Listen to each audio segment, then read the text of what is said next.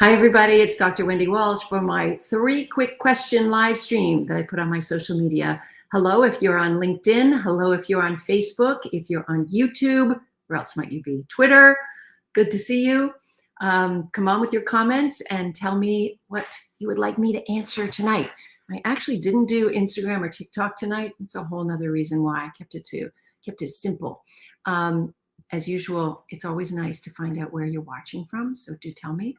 I wanted to talk about, I just made a TikTok video that I'm going to post probably tomorrow, and I wanted to talk about this concept of loving detachment in our most interpersonal, most intimate relationships.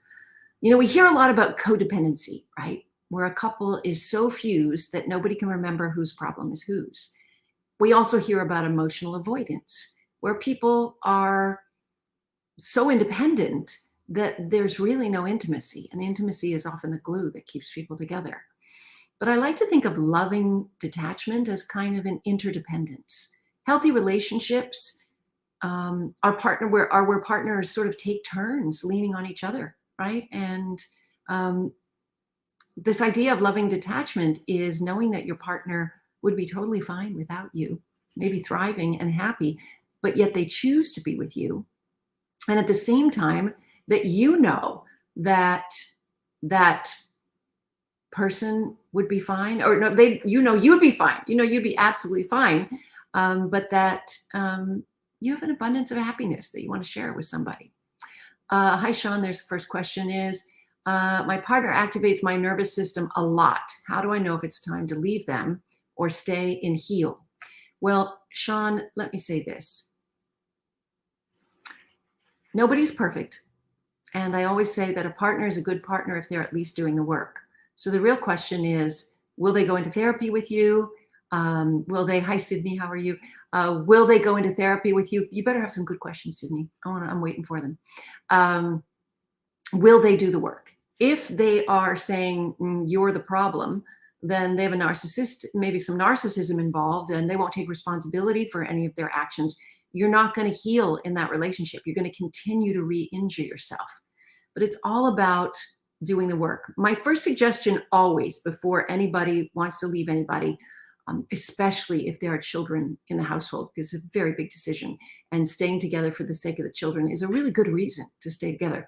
But, you know, go to therapy yourself. You know, one half of a couple can go to couples therapy and work on their reactions to that person.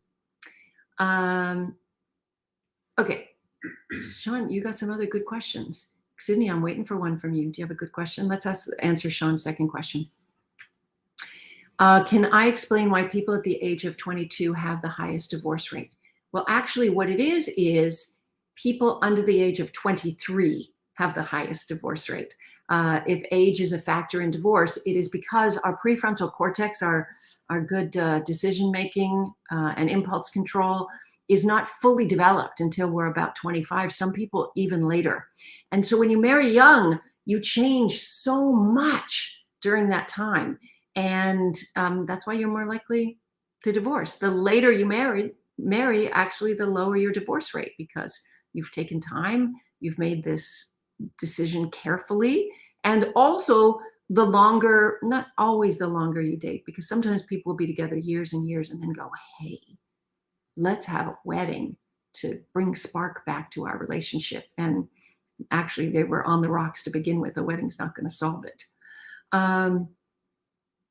Okay, Paco says, does religion make a difference to decrease divorce rate? Well, I'm not sure what the data says specifically about divorce, but people who are, you know, share cultural values or religious values tend to do better. And part of the reason is because there are many people in that marriage, right? Even arranged marriages do so much better than marriages based on romance, because you have the parents of both partners who are invested in helping to make that relationship work. So do I think that if people have the same religion, they're less likely to divorce? Maybe, but do I think not getting married because somebody has a different religion is a good reason? No. I mean, I think you want to come to, I think the more first of all the Judeo-Christian religions are the same. They preach family values. And so whether it's Jewish, whether it's Christian, Catholic, whatever, it's kind of the same thing. So I think you can give kids the best of both worlds if you are going to get married and share all kinds of things. Sean, thank you for your kind words. I really appreciate that. If anybody has any other comments or questions, bring them on. I'm here for a few more minutes. And then, as you know, I started a Patreon. It's very exciting for me. It's like, it's such a personal thing to go in my private Zoom room on Wednesday nights with people who I see their faces, who are talking back, who I'm getting to know week after week after week. Sometimes people keep their cameras off and their mics off, and that's absolutely fine. Sometimes they talk. Hello, watching from the Philippines. It's always nice if you are watching from somewhere far away. It's interesting that it's loading comments only from YouTube, which is interesting. Oh, and I see those from Facebook. You're quite welcome for the answer. And so if you have a question, I'm going to stay for one more question. But for some reason, it's not loading questions from Twitter and some of the other places. Oh, I knew Sydney would come up with a good one. Sydney is good that way. Why is anxious and avoidant attachment style negatively associated with relationship satisfaction? Because the avoidant triggers the anxious person triggers the avoidant person. In fact, if you read that book, Attached, which does break down attachment theory so well for the layperson. Oh, happy birthday, Joey. It's your birthday. Wonderful. If you read that book, they will say that sometimes people with an anxious attachment style make really good partners because they're very committed and they're very attached and they're very attentive, but not if they're being triggered. So if the person is avoidant and feels totally smothered and engulfed all the time, they're going to be pushing them away, and then it doesn't feel so good to them, right? So that's why they are negatively associated with relationship satisfaction. Yes. Okay. Question from John Ray Manion. Oh, did I say it right? I'm sorry. Can I tackle some topics about LGBTQ XYZ relationships? Let me say this, that the good news is that although many of these kinds of relationships and marriage have a lot of stress because they suffer cultural discrimination, they worry about public displays of affection depending on what country, what city, what culture, what county you live in. They fear. Sometimes there's family rejection of one or both partners. So there can be a lot of stressors in LGBT relationships. On the other hand, the newest research is showing that their division of gender roles, because they don't have to revert to heteronormative gender roles in the house. So their division of domestic responsibility tends to be far more fair, which is really great news. In fact, all of us can learn a lesson. I think I just posted a TikTok video about how to make your relationship more gay and what you can do. So this is the good news, is that in fact, if you talk about who reports the greatest relationship satisfaction, if you compare same-sex relationships, men with men, same-sex relationships, women with women, and heterosexual relationships, the most unhappy people are women in heterosexual relationships because the burden of domestic responsibility lies on them. And the happiness tends to be male same-sex relationships because they seem to have this great ability to discuss and find ways to, talk about their needs and make each other happy. Okay, Sydney's got a great question. I am researching attachment theory. Do you know any adult attachment style labs? Attachment style is studied all over the world at pretty much every university in some way, somehow. At the Albert Einstein School of Medicine, they have a family research lab where they do the strain situation test with babies, and they teach parents who have an insecure attachment style how to have a better attachment style with their kids, and they watch the baby's cortisol levels go down. It's really fascinating. There is work that Dr. Omri Gilath, Gilath,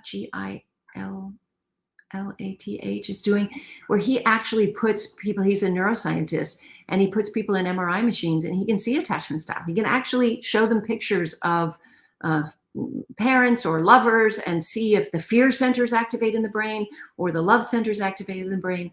So Google around, Sydney, because there's so much research being done.